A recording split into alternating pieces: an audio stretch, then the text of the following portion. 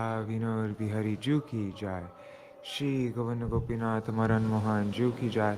नित्य प्रविष्टम विष्णुपाद रसत रसत शिशिमार भक्तिवेदांत नारायण गोसाई महाराज श्री गुरुदेव की जाय।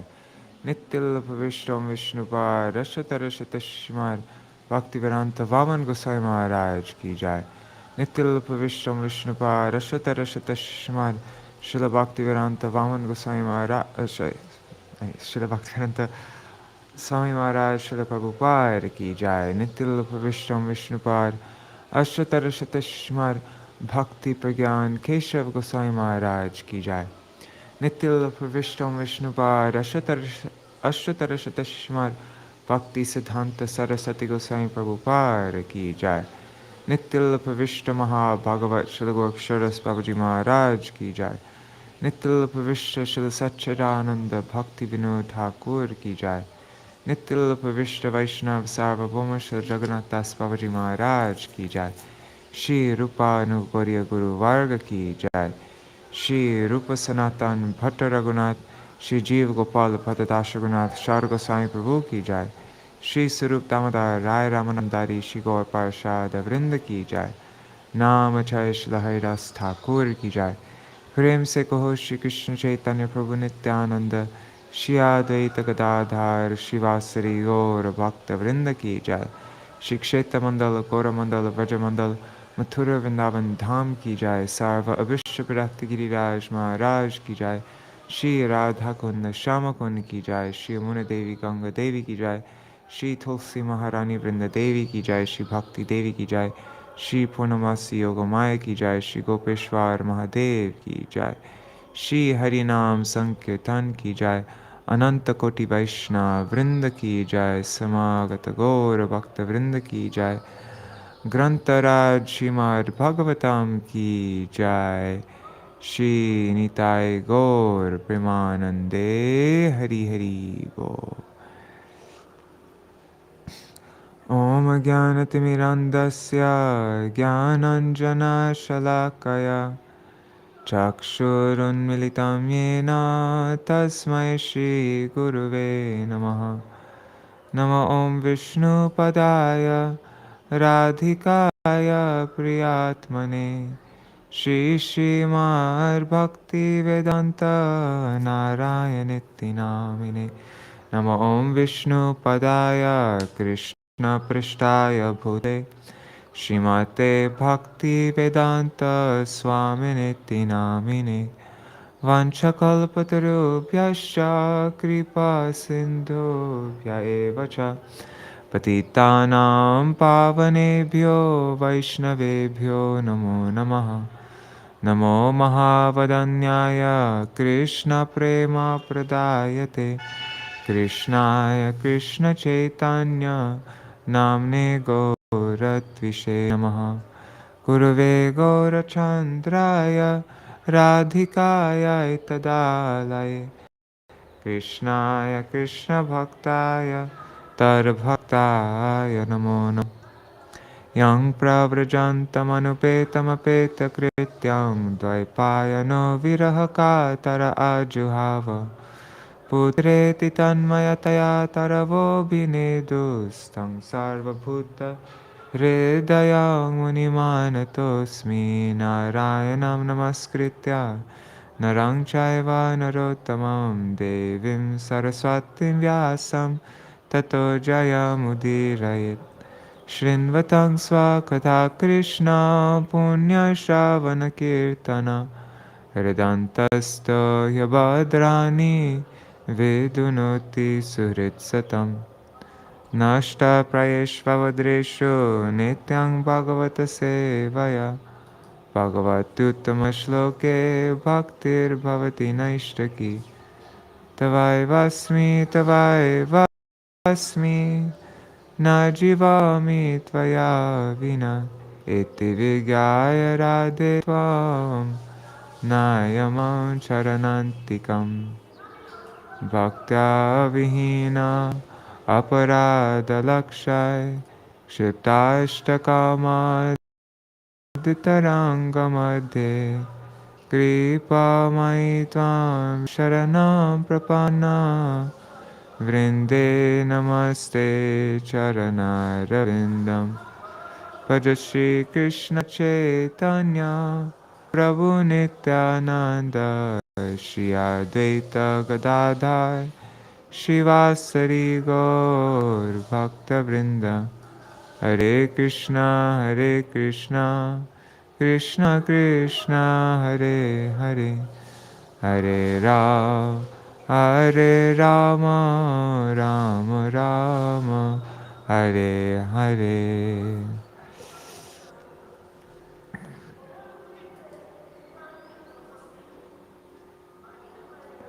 Okay. Hari Bol, everybody. Dandavat Pranams, Gargarajji, Raseshwari Mataji, Madhavi Didi, Prajumna Prabhu, Mantramurti Mataji, and Sudevi Didi. Dandavat Pranams to all of you. Hare Krishna. Okay, so,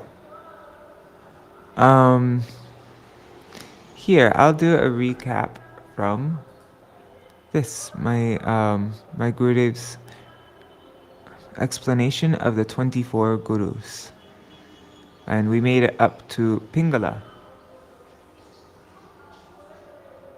Okay, so let me make this bigger.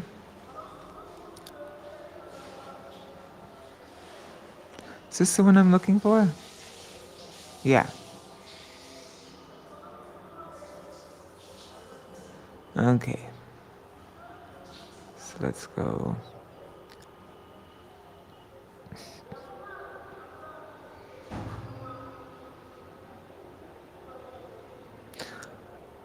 Okay, so Yadu Maharaj asked the Avanti Brahman Dattatreya. He said, "You are very happy, but I cannot understand your mood. Please tell me why you are traveling, why you are happy, and why you are laughing and weeping." So the Avanti Brahman Dattatreya said, "I have many gurus. I've received so many instructions from them, and I have followed those instructions. I have 24 Shiksha gurus." Oh, and this is a class that my Gurudev spoke in Badger. What year was it? I forgot. Gurudev spoke this in June 18th, 2005.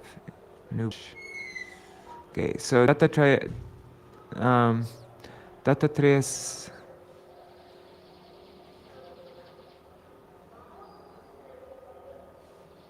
Actually, let's start from a little bit higher. Okay, so Lord Shri Krishna instructed Uddhava in the 11th canto of Srimad Bhagavatam. In this regard, he cited a historical narration concerning the conversation between the great king Yadu and an Avadut named Dattatreya. The Avadut was questioned by the king, who asked how he had attained such an advanced state of spiritual consciousness, and he replied to the king's inquiry. He said, "My dear king, with my intelligence I have taken shelter of many spiritual masters. Having gained transcendental understanding from them, I now wander about the earth in a liberated condition. Please listen as I describe them to you." Dattatreya is said to be a Shaktavesh avatar. He used to travel naked without any belongings. No one knew where he was going, and even he himself did not know. Sometimes he was laughing, sometimes weeping bitterly and rolling on the earth. His movements made him appear as though he had been captured by a ghost. As mentioned, one day Yadu Maharaj met him and asked, "You appear extremely happy. I cannot understand your moods. Why are you weeping, laughing, and rolling on the ground?" Yadu Maharaj is teaching us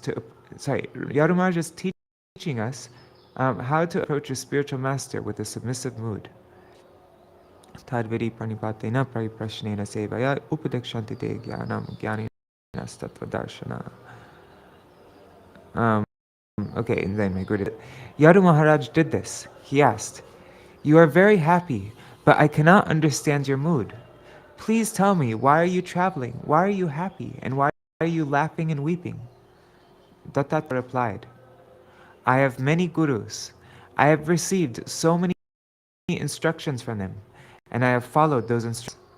I have 24 Shivas: Prithvi, the earth; air, water; fire, the moon; the sun; the pigeon, that's what we ended, the python; the ocean; the moth, the bumblebee, the elephant, the honey collector, the deer, the fish, the prostitute named Piṅgalā, the hawk, the baby, the young unmarried girl, the arrow maker, the snake, the spider, and the wasp.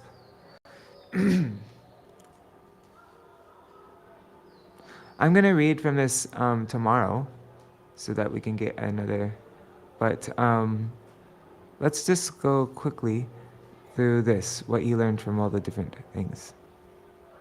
So Dattatreya told the king what instructions he had received from each of his 24 gurus.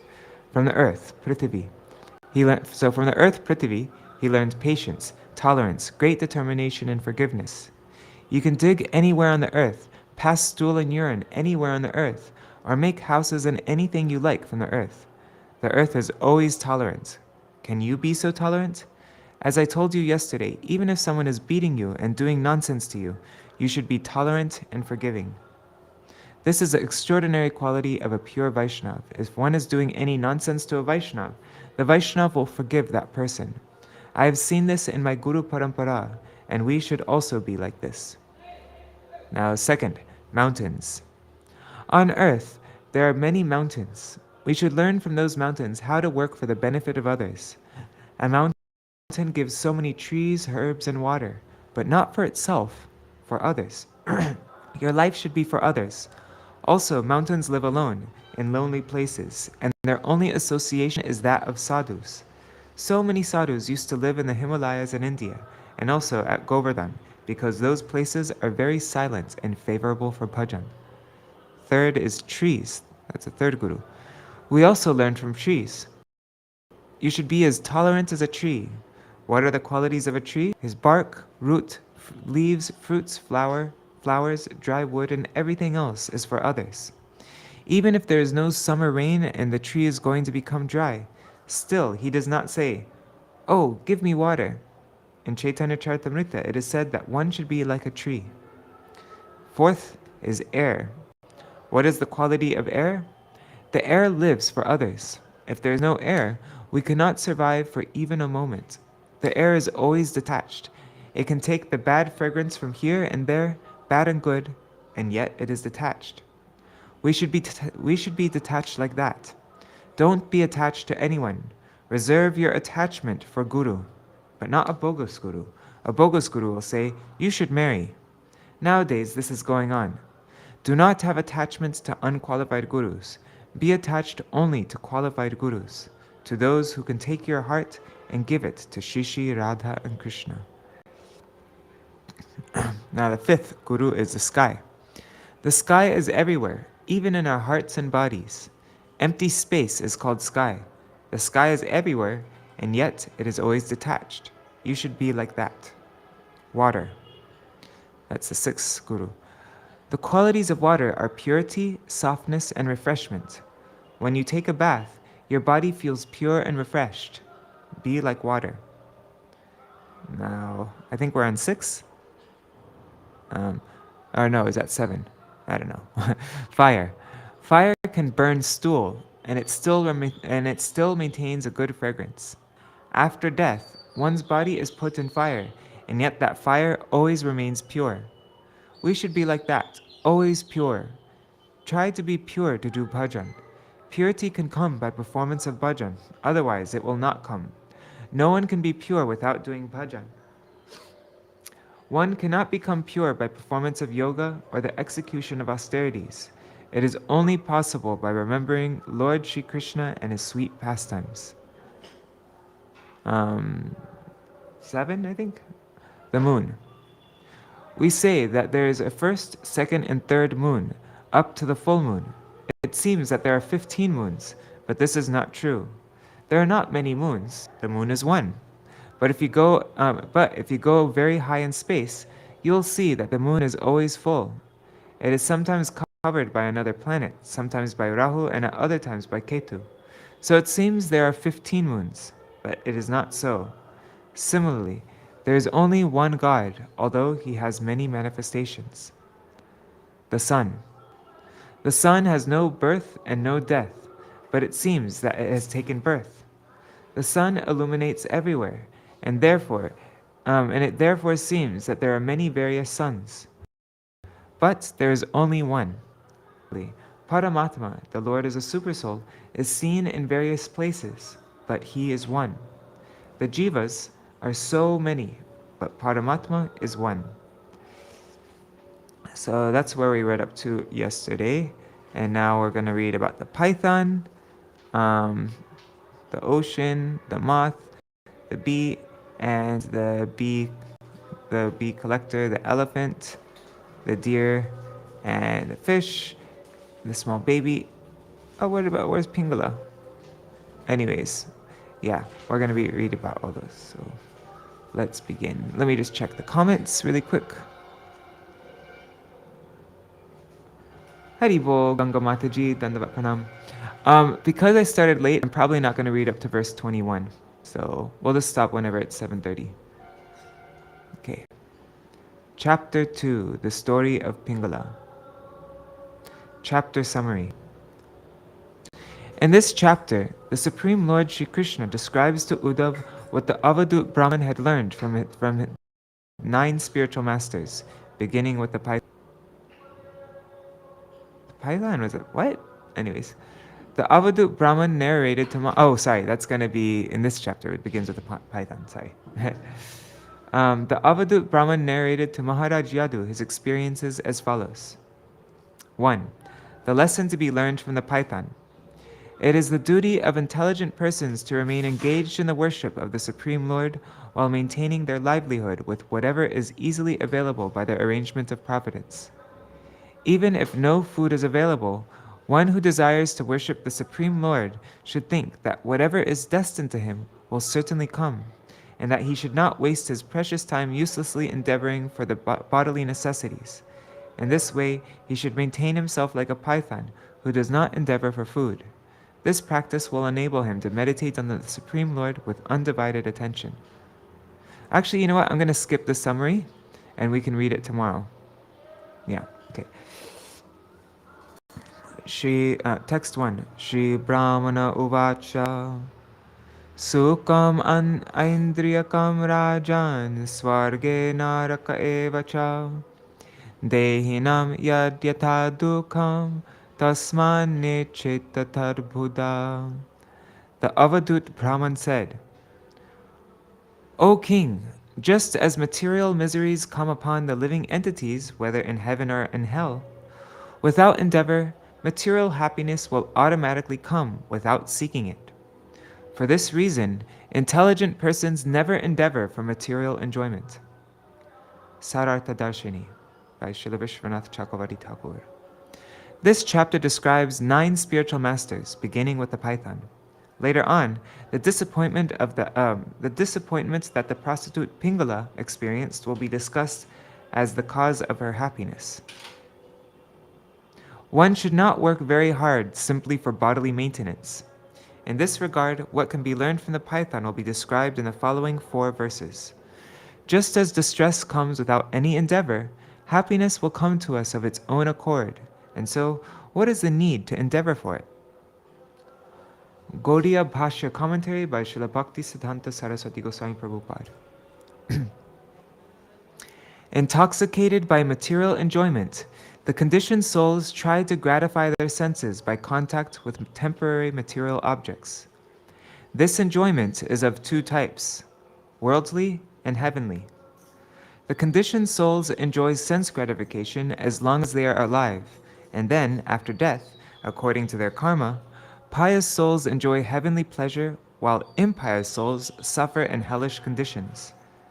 Rather than pursue the path of fruitive activities for attaining the heavenly planets, or becoming sense enjoyers in contact with temporary material objects, intelligent people should become inclined towards the service of Kamadev Vishnu, who is the director and aim of our senses. Never heard Vishnu called Kamadev Vishnu. Grasam sumrishtam virasam mahatam stokameva va yadrichayaiva patitam grased ajakaro kriya. Like the python, one should give up material endeavors and accept for one's maintenance for one's maintenance food that comes of its own accord, whether such food is delicious or tasteless, ample or meager. Sārārtha-darśinī. The propensity of the python is to be inactive and make no endeavor for his maintenance. Gauḍīya Bhāṣya. The python is satisfied with whatever comes of its own accord. Instead of endeavoring for sense enjoyment, it remains satisfied with any condition of life.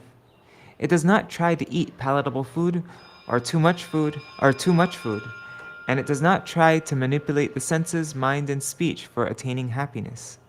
Instead, the python always displays its gravity.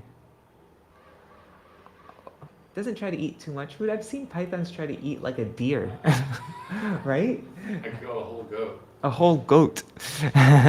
Anyways, never mind. The lesson to be learned from the python is that those who are inclining towards the service of Lord Krishna should not be anxious to gratify their senses. They should not be bound up by the urges of the belly and genitals. One should remain indifferent to such propensities. Eating too much, collecting too much, and endeavoring too much are not favorable for the service of the Supreme Lord. Rather than seeing the python as a mere snake, one should consider it to be a spiritual master. Indeed, one who can see how the Supreme Lord is present everywhere must be considered a Mahabhagavat. Only those who are fully surrendered to the Supreme Lord are actually sober and qualified to serve the Supreme Lord. They are like the python, who is never agitated for sense enjoyment. Shayita hanibhurini niraharo nupakrama yadino panayed graso mahahir ivadishta bhuk. If food does not come of its own accord, a saintly person should simply fast without making any endeavor to fill his stomach. He should understand that his fasting is the arrangement of the Supreme Lord. Thus, following the example of the python, he should patiently wait for the Lord to supply him food. Jasaho balayutang bibhradeham akarmakam shayano vitanidrascha nehetendriyavan api. A saintly person should remain in a peaceful condition of life by giving up all anxiety with regards to the maintenance of his body. Even though he may be very sound, both mentally and physically, he should never attempt to accumulate wealth like a materialistic man, but should always remain fixed in his real self-interest. Gauḍīya Bhāṣya. One should give up lethargy and always remain awake to his real self-interest by engaging service to the Supreme Lord. One should not waste time accumulating more and more material assets. In this way, one should follow the example of the python. Text 5. Just checking the comments, 1 second. Okay, everything's going well. Okay, 1 second. Let me just move this. Moni psana gambhiro dirvighayo duratyaya ananta paro yakshobhya stimito da ivarnava. A saintly sage is happy and pleasing in his external behavior, whereas internally he is most grave and thoughtful. Because he is unfathomable, unconquerable, and unlimited, he is never disturbed, and thus in all respects he is like the tranquil waters of the unfathomable and unsurpassable ocean. Sārārtha-darśinī. This and the next verse describe the lesson to be learned from the ocean. A self-realized soul is as grave as the ocean because he does not allow anyone to understand his intentions. A saintly person is thus unfathomable and does not reveal his mentality to others. He is unconquerable because his prowess is difficult to overcome. He is insurmountable because, even when put into great difficulty, he does not waver from his determination to remain in Krishna consciousness. He does not reveal his mind to others, and others do not agitate him because he has conquered the urges of the mind and senses. Samriddha kamahino va narayana paro muni notsarpeta nashusheta saridbhir ivasagara. During the rainy season, raging rivers rush toward the ocean, and during the summer, the same rivers contain hardly any water. Still, the ocean does not increase in size during the rainy season, nor does it dry up in the summer. Similarly, a saintly person who has accepted the Supreme Lord as his goal of life should not become overjoyed when he receives material opulence, nor become morose when he has nothing. Sārārtha-darśinī. Even though during the rainy season the swollen rivers rush into the ocean, it does not. In the summer, the ocean does not dry up due to lack of water from the rivers, which have become shallow. Similarly, the transcendentalist should not become joyful when in a material prosperous condition, and should not lament when he finds himself impoverished. Actually, the devotees of Lord Hari who are fixed in devotional service feel the sweetness of that service and lament when they feel a lack of devotional service.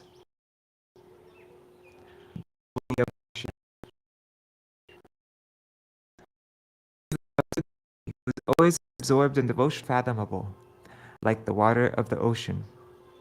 Just as the ocean is very deep and therefore insurmountable, foolish conditioned souls are unable to understand the grave heart of a liberated soul.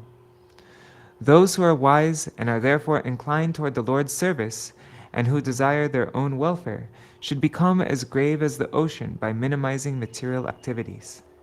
They should not become disturbed and restless like ordinary foolish people.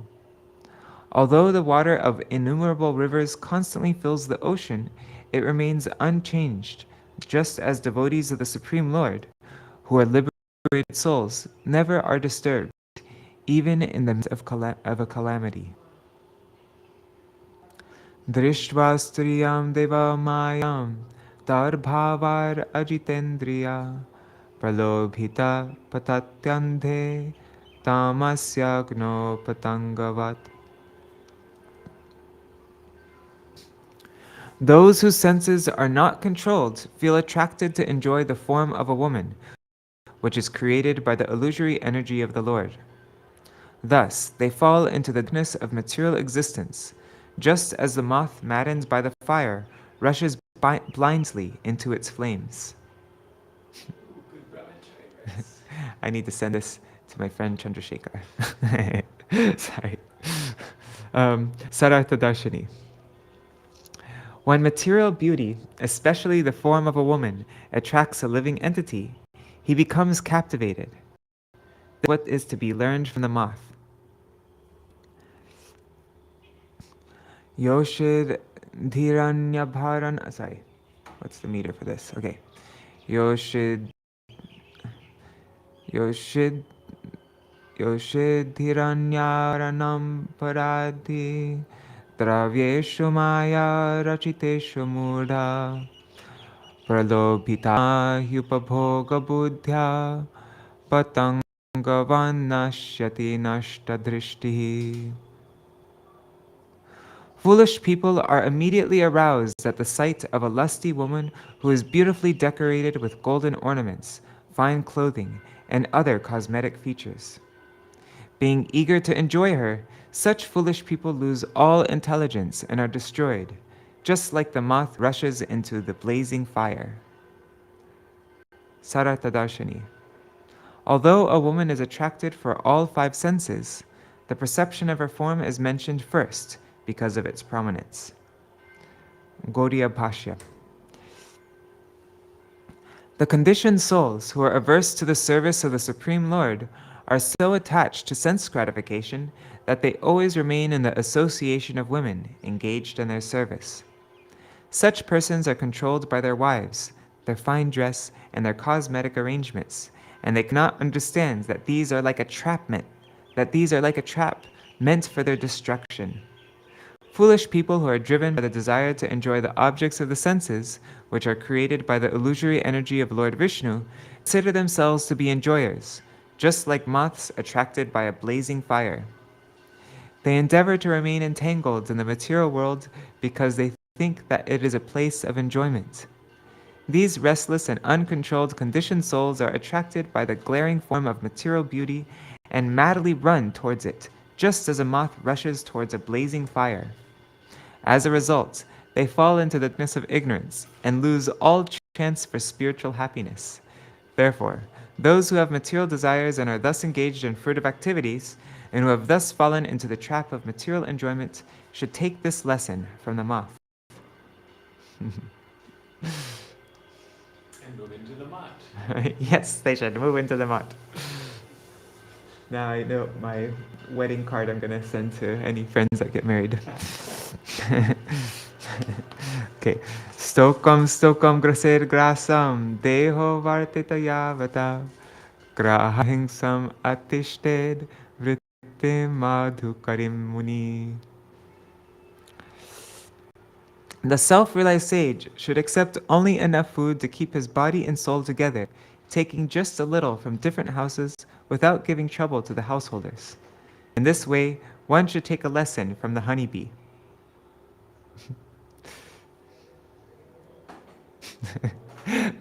Okay, maybe I shouldn't. Yeah.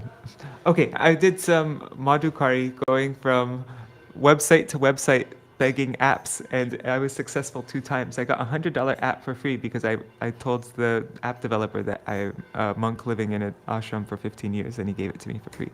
And I did that twice. I was successful. App madhukari. Sorry. Sārārtha-darśinī. In this and the next verse, the lesson to be learned from the honeybee is being described. A honeybee may sometimes become attracted by the extraordinary aroma of a lotus flower and sit on it the whole day. However, when the lotus closes its petals at sunset, the honeybee is trapped. Similarly, an intelligent person should not become attracted by the generosity of a householder who gives him sumptuous food and thus becomes ensnared in materialistic life. For this reason, a saintly person should collect a little food from many houses. By taking too much again and again, a mendicant should not give trouble to householders. This is a very good verse for me. Gauḍīya Bhāṣya. A honeybee collects a small amount of honey from many. A saintly devotee should take this lesson from his spiritual master, the honeybee. Instead of asking for a large quantity of alms from a particular householder, a saintly person should accept only that which is necessary for his maintenance by taking a small amount of food from many householders. Such behavior will not cause any difficulty to the householders. If a householder is regularly asked to give sumptuous food, he may certainly become displeased with the mendicant. Those who are mendicants should take this lesson of the honeybee. To accumulate vast assets for undertaking welfare activities is an impediment on the path of Krishna consciousness. And actually, Śrīla Bhaktivedanta Gosvāmī Maharaj, he very strongly enforced that brahmacharis shouldn't take anything from the householders and that the mutt will provide anything that they need. So this is for saintly mendicants. I'm not a saintly mendicant. But anyways, whatever. But yeah, Śrīla Bhaktivedanta Gosvāmī Maharaj said, if you go anywhere, then you should first take whatever you need so that you don't need to take anything from the householder, from the mutt. And if it's very like an emergency and you need to take something, then just take the bare minimum possible. Do not accept if they give a large amount of anything. Anubhyascha mahadbhyascha shastrebhya kushalo nara sarvata saramadaya pushpebhya eva shatpada. Just as a bee takes the nectar from all kinds of flowers, similarly, an intelligent person should take the essence of all the scriptures. Sārārtha-darśinī. One should follow the example of the honeybee, accepting only the essence of life. An intelligent person should be prepared to take lessons from all religious scriptures, whether they be big or small, just as a honeybee collects honey from all kinds of flowers. Gauḍīya Bhāṣya. The symptom of an expert person is that he is able to extract the essence from both the small sources of knowledge. To collect the essence of the flowers is the act of an intelligent person, and not the taking away of the entire plant or bush. This is a lesson to be learned from the honeybee. An ass carries heavy loads, but is ultimately cheated, whereas the honeybee, rather than carry the burden of a garden of flowers, simply collects the essential nectar from the flowers. By carefully noting the difference between the ass and the honeybee, an intelligent person should extract the essence from all the scriptures that are favorable for the cultivation of devotional service. One should not be like an ass, carrying a heavy burden of useless knowledge. It is often seen that people deceive themselves by discussing useless topics, such as Sri Gaurasundar's disappearance and his traveling to Dwarka. Mahaprabhu was traveling to Dwarka? I don't know. That's what it says. Okay. To check that out later. Text 11. Sayantan shvastanam va na sangrinita bhikshitam pani patro dara matro makshike va nasangrahi. An introspective sage should not accumulate the food that he has collected by begging, thinking, I will eat this in the evening and I'll save this for tomorrow. Rather, he should accept only as much food as fits in his hands and store only that which fills his belly. He should not imitate a greedy honeybee who eagerly collects more and more honey. Sārārtha-darśinī. The lesson to be learned from the honeybee is being described. A saintly person should not accumulate the food that he has collected by begging, thinking, I will eat this in the evening and I'll eat that tomorrow. Then what is the question of saving something for the next month? It is the opinion of some that one should not accept an invitation to eat at some future time. What kind of begging bowl should one employ? The answer is that one should use the palms of one's hands as his begging bowl. Where should one store his alms? The answer is that one should store whatever he collects in his stomach and nowhere else. One who follows this advice is certainly a saintly devotee. Don't look at my 5 shelves right behind me filled with like edibles. Okay, Gauḍīya Darshan. Gauḍīya Bhāṣya. As a honeybee may meet with death after being stuck in a large quantity of honey it has collected with great attachment, a mendicant may spoil his spiritual life by accumulating more than is required. However, for spreading Krishna consciousness, one may accumulate unlimited material opulence. I'm going to run home with that. I'm just doing it for spreading Krishna consciousness. That's why I live in a palace. Okay. Just checking the Haribo Yashoda Didi. Dandavat pranam. Oh, you love to hear the bells ringing there. What about the cuckoo? Okay. Sayantanam shvastanam va na sangrinita bhikshuka makshika iva sangrinan sahatena vinashyati. A saintly mendicant should not save any food for eating later in the day or the next day. If he disregards this injunction and, like the honeybee, collects more than his immediate needs, he will be destroyed along with his accumulated wealth. Sārārtha-darśinī. What is the harm if one accumulates a great deal of wealth? The answer is that if a mendicant accumulates more than necessary, he will meet with destruction along with his possessions. 13. Padapi yuvatim bhikshur na sprished dharavin api sprishan kariva baddeta karinya anga sangata. The introspective sage should never touch a young woman, or even a wooden doll in the shape of a woman with his feet.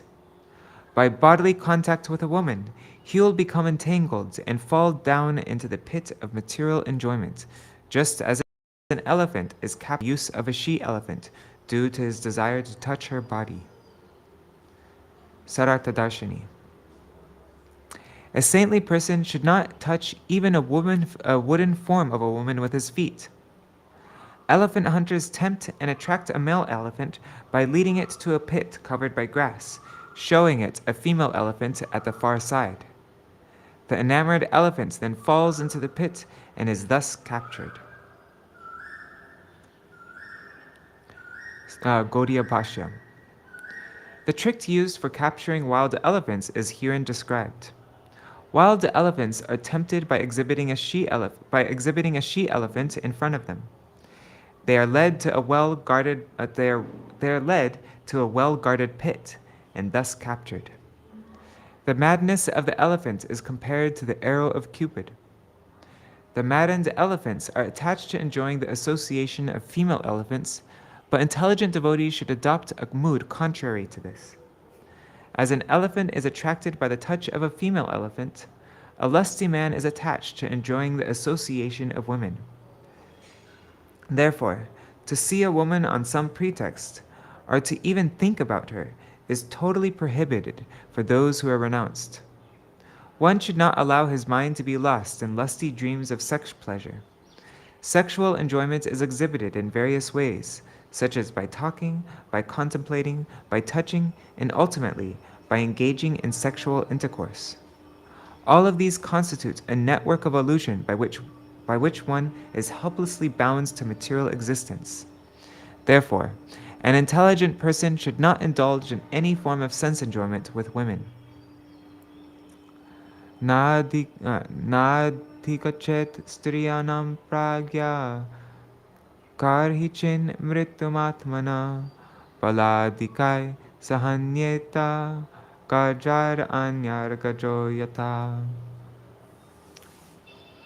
An intelligent person should never try to exploit the form of a woman for his sense gratification, just as an elephant trying to enjoy a she-elephant may be killed by other bull elephants also trying to enjoy her company. In the same way, one trying to enjoy a lady's company can at any moment be killed by her other lovers who are stronger than he. Sārārtha-darśinī. One should not think, this woman is meant only for my enjoyment, because he may be killed by a stronger debauchee who wants to enjoy the same woman. Nadeyam no paphogyam cha lubdharyad dukha sanchitam bhunkte tar apitachanyo madhuhe vartavin madhu. Greedy people earn wealth with great labor, but the person who has struggled so much to acquire this wealth is not always allowed to enjoy it himself or give it in charity to others. A greedy person is like a bee who works hard to make some honey, which is then stolen by someone who will either eat it or sell it. No matter how carefully one tries to protect his hard-earned wealth, there will always be someone who is able to steal it. Sārārtha-darśinī. One may not be able to enjoy his hard-earned wealth or give it in charity to others because there is always the chance of it being stolen. This is a lesson that can be learned from the honey thief. Greedy people often earn money with great hardship, but then are unable to enjoy it or give it away in charity because someone else has stolen it, just as a honey thief enjoys the honey that was accumulated by honeybees. Now the question may arise, how could another person know about one's hidden wealth? The answer is that thieves can understand who has wealth by observing their behavior, just as a honey thief knows the whereabouts of honey by carefully observing the movements of the honeybees. Gauḍīya Bhāṣya.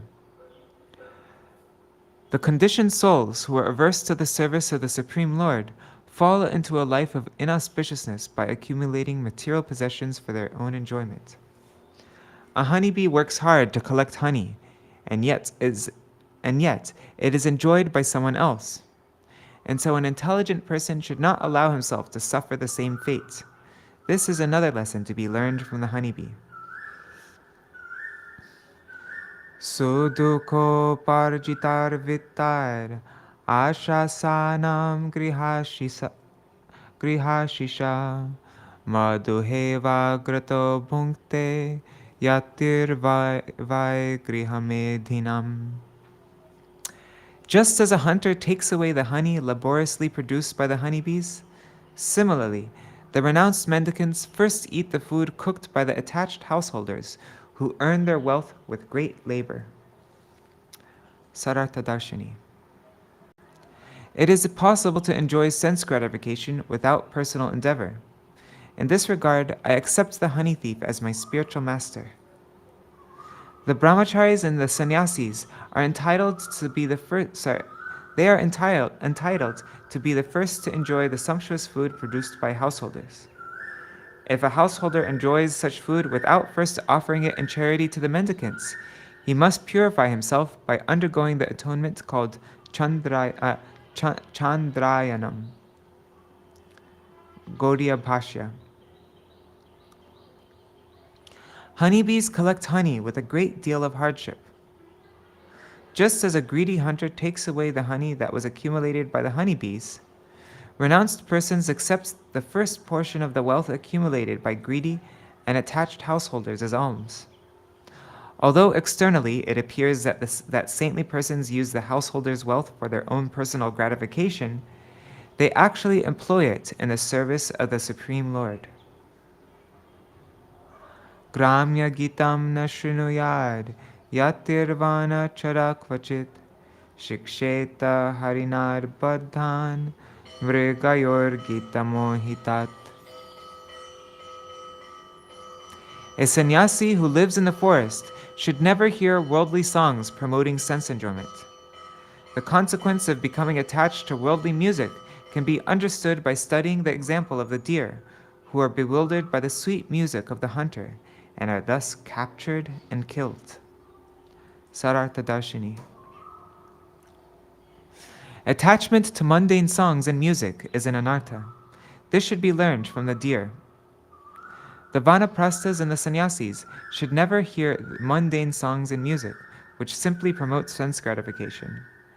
Instead, they should hear songs in glorification of the Supreme Lord. Oh, that's a difficult one for me. Oh God. I have an Apple Music subscription. Okay. Gauḍīya Bhāṣya. Just as a deer becomes captivated by the hunter's enchanting music, sannyasis will certainly fall down from the path of renunciation by listening to songs promoting sense gratification. This is a lesson to be learned from the deer. It is well known how Rishyashringa Muni became ensnared by hearing the singing of beautiful women. I don't like that one. A sannyasi who lives in the forest should never hear worldly songs promoting sense enjoyment. The consequence of becoming attached to worldly music can be understood by studying the example of the deer, who are bewildered by the sweet music of the hunter and are thus captured and killed. Uddhava-gītāni jushan gramyani yoshitam asam kridanako Bhaṣya rishyashringo mrigi sutta. Being attracted to the mundane singing, dancing, and musical performances of beautiful women, even the great sage Rishyashringa, the son of Mrigi, came under their sway, just like a pet dog. Orf, orf. Sārārtha-darśinī. The most instructive example of a renounced person being attracted by songs of sense gratification is Rishyashringi Muni, who came under the control of beautiful women in that way. My mother was getting on my case the other day for listening to non-devotional music. Yeah. she's like, Madhukar, you really shouldn't do that. You know, it's really bad for you. It might affect you and make you. You know, this is Rajagun and anyways, all this. Jivayati pramatinya janurasa vimohita mritum richat tasar buddhir mino padisharyata. Just as a fish, incited by the desire to enjoy its tongue, loses its life being pierced by the fisherman's hook, foolish people meet with ruin, being disturbed by the urges of the uncontrollable tongue. Sārārtha-darśinī. Attachment for enjoying varieties of taste is another anartha. This is a lesson to be learned from the fish. The fisherman places some meaty bait on its hook, and that easily attracts the unintelligent fish. Being greedy to enjoy its tongue, the fish tastes the bait and thus dies. Gauḍīya Bhāṣya. The fish invites its death by being attracted to the meat attached to the hook of the fisherman. Taking a lesson from the fish, the introspective sages should not indulge in eating palatable food consisting of 6 kinds of taste. One cannot properly worship Krishna if one remains a servant of his tongue and genital. In this regard, one should carefully consider the following verses.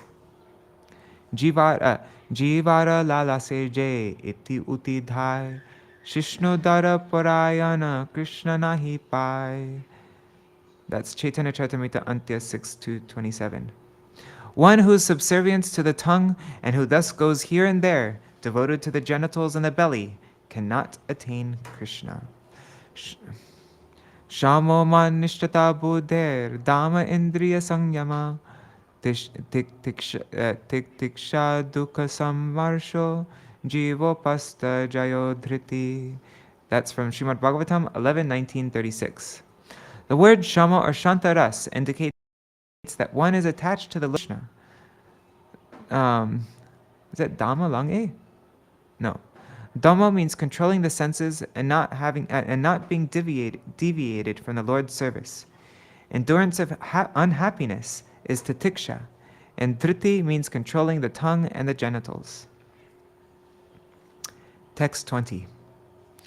Indriyani jayantyashu nirahara manishina varjayitva turasana tanirannasya vardate. Intelligent people control all their senses except the tongue by fasting, because fasting causes one to be even more afflicted by the desire to taste delicious food.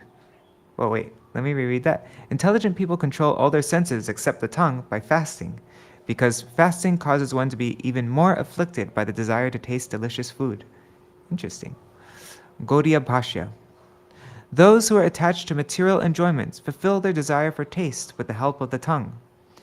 If the tongue is denied its favorite tastes, it becomes greedy and agitated. An intelligent person, however, does not fall under the control of the tongue, but instead tries to make progress in spiritual life.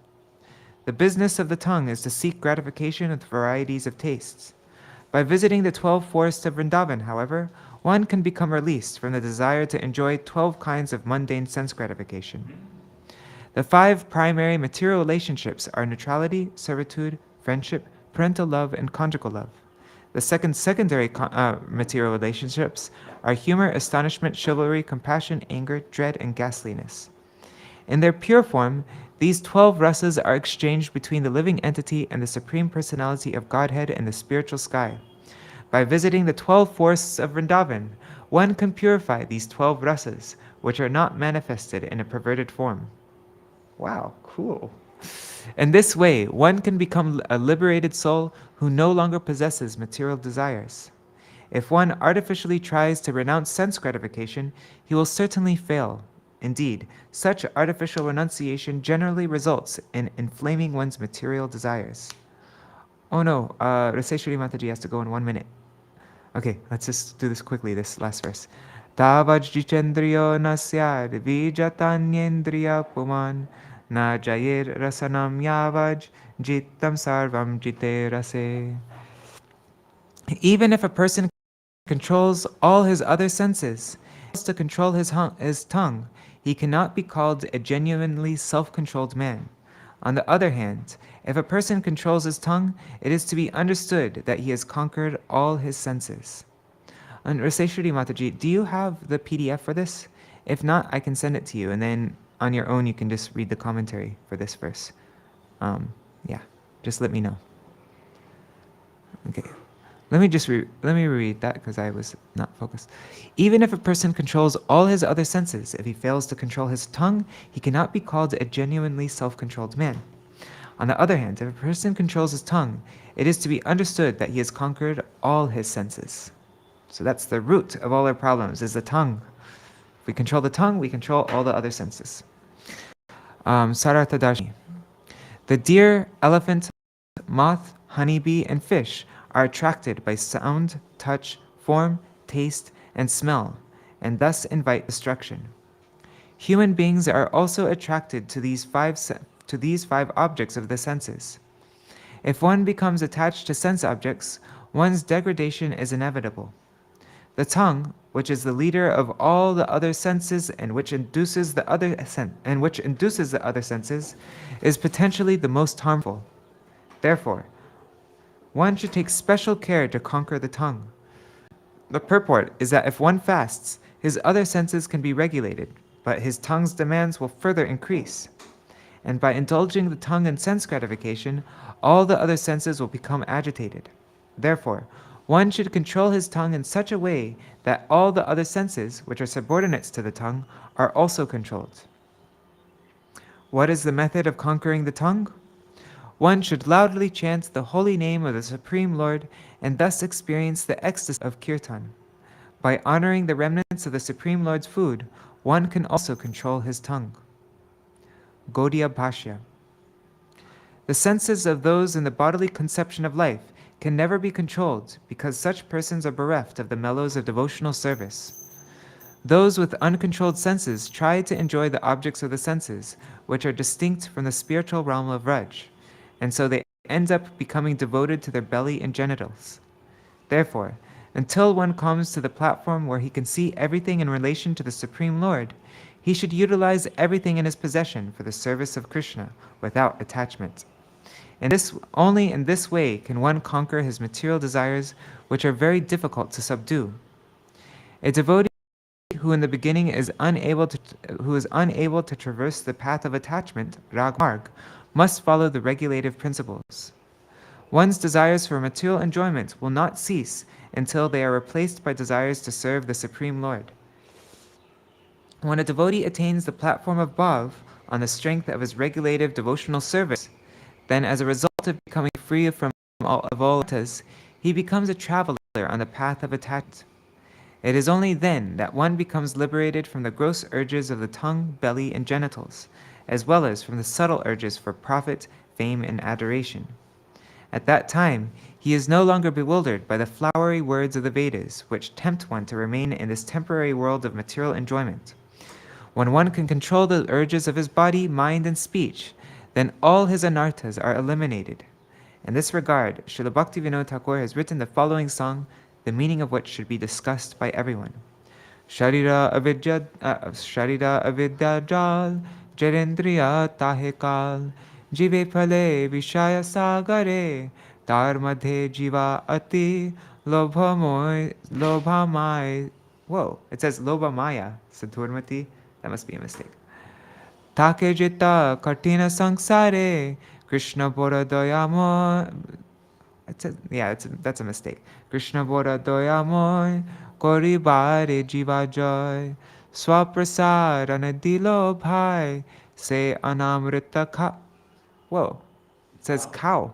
Se anamrita cow, Radha Krishna guna gao, preme dako chaitanya nitai.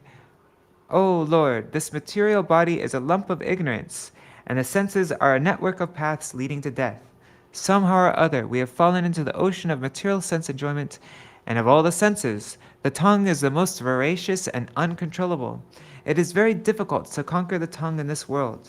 But you, dear Krishna, are very kind to us, for you have sent this nice prasad to help us conquer the tongue. Therefore, let us take this prasad to our full satisfaction and glorify your lordships, Shri Radha and Krishna, and in love, call for the help of Lord Chaitanya and Prabhu Nityananda. Alright, so that's our reading for today. Tomorrow we will begin the story of Piṅgalā. O son of kings, long ago there lived a prostitute named Piṅgalā who resided in the city of Videha. Now please hear what I have learned from her. So we'll hear what he learned from her tomorrow. Hare Krishna, Hare Krishna, Krishna Krishna.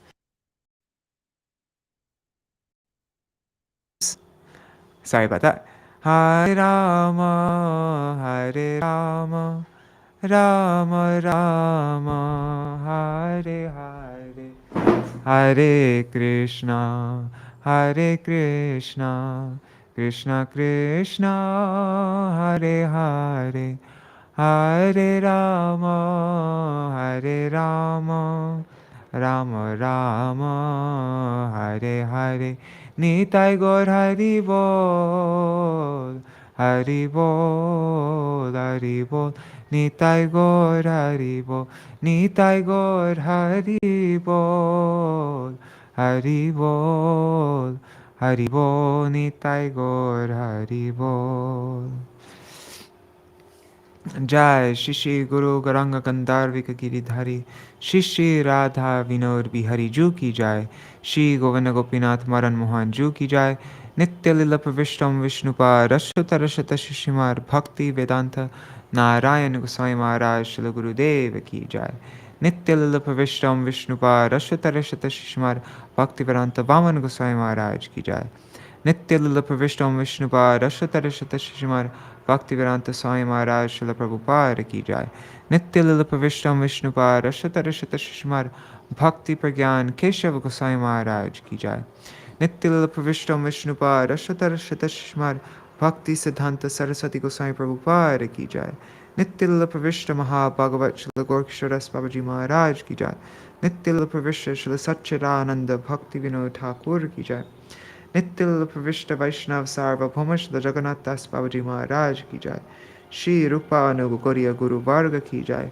Shri Rupa Sanatan Bhatta Raghunath Shri Jiva Gopal Bhatta Dasha Raghunath sorry Shri Jiva Gopal Bhatta Dasha Raghunath Sharda Goswami Prabhu Ki Jai.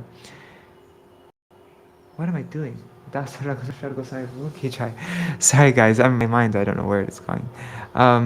Shri Sarup Damodar Rai Ramanandari Shri Gaur Parshad Vrinda Ki Jai Nama Chaish Lahairas Ṭhākura Ki Jai Prem Se Kaho Shri Krishna Chaitanya Prabhu Nityananda Shri Advaita Gadadhar Shri Vasari Gaur Bhakta Vrinda Ki Jai Shri Kshetra Mandala Gaura Mandala Vraja Mandala Mathura Vrindavan Dham Ki Jai Sarva Abhishta Pradata Giriraj Maharaj Ki Jai Shri Radhakund Shamakund Ki Jai Shri Yamuna Devi Ganga Devi Ki Jai Shri Tulsi Maharani Vrinda Devi Ki Jai Shri Bhakti Devi Ki Jai Shri Purnamasi Yogamaya Ki Jai Shri Gopeshwar Mahadev Ki Jai Shri Harinam Sankirtan Ki Jai Grantaraj Srimad Bhagavatam Ki Jai Shri Uddhava-gīta Ki Jai Shri Śrīla Viśvanātha Cakravartī Ṭhākura Ki Jai Sārārtha-darśinī Vritti Ki Jai Śrīla Bhaktisiddhānta Sarasvatī Goswami Prabhupāda Ki Jai Shri Gauḍīya Bhāṣya Ki Jai Ananta Koti Vaishnava Vrinda Ki Jai Samagata Gaur Bhakta Vrinda Ki Jai Shri Nitai Gaur Premanande Hari Hari Bo Vrindai Tulsi Devai Priyai Keshavashacha Krishna Bhakti Pada Devi Sattvatai Namo Namaha Vancha Kalpatarubhyascha Kripa Sandubhya Vacha Patitanam Pavanebhyo Vaishnavebhyo Namo Namaha. Dandavat pranams, everybody. Thanks for letting me go way over time today and sticking with me the whole time. I'll see you all tomorrow. Oh, and do you want to see the upcoming tithis? Let's look. Okay, so next up is Vyanjali Mahadvadashi tomorrow. And this is for here in Navadvip, but you have to look at for your local calendar. But, and then in 5 days is the Rasa Yatra of Lord Balaram. And 5 days from now is the appearance day of Sri Shyamananda Prabhu, of Vangshi Vadananda Thakur, and Srila Bhakti Kumud Santa Goswami Maharaj. And then in 10 days from now is the disappearance day of Kinchana Krishnadas Babaji Maharaj and one other person. Let me just check really quick. Where is it? Calendar. 10 days from now is a Kinchana Krishnadas Babaji Maharaj and oh, no, never mind. No, it's just Bhakti Kumud Santa Goswami Maharaj and a Kinchana Kanchana Krishna Das Babaji Maharaj is in 10 days from now. And in 12 days from now is Abhiram Ṭhākura. This day of Abhiram Ṭhākura. Alright. See you all tomorrow. Jai Shri Radhe. Kesha Vrat starts on the 14th. Alright. Jai Shri Radhe. Hare Krishna. Hare Krishna, Raj Bhuvan Yadav Ji.